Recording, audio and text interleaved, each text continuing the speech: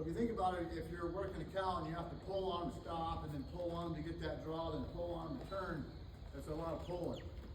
But if we can get them to read our seat and just hit that stop and draw back on their own, then you just pick that rein up and they can really turn free.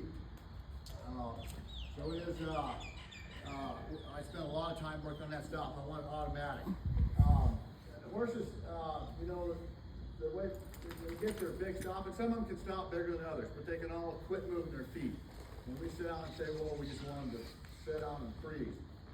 The big stoppers, horses have a thoracic lumbar vertebrae that acts as a hinge, and they can rotate their hips underneath them.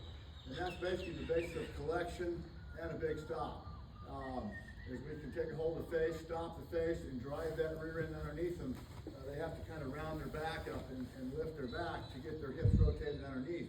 But that's what allows them to really stop hard and to get that draw when they're working a cow, is to get their hips up underneath them.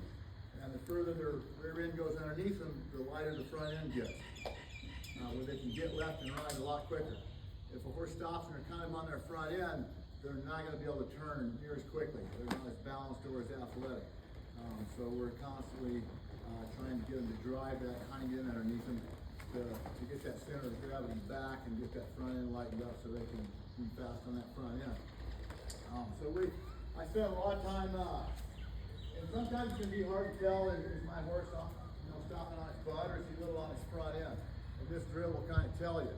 I want to be able to sit down and have them stop and just bounce back like a spring. If they stop and it takes a little bit to get them to back up, then they're more likely on their front end.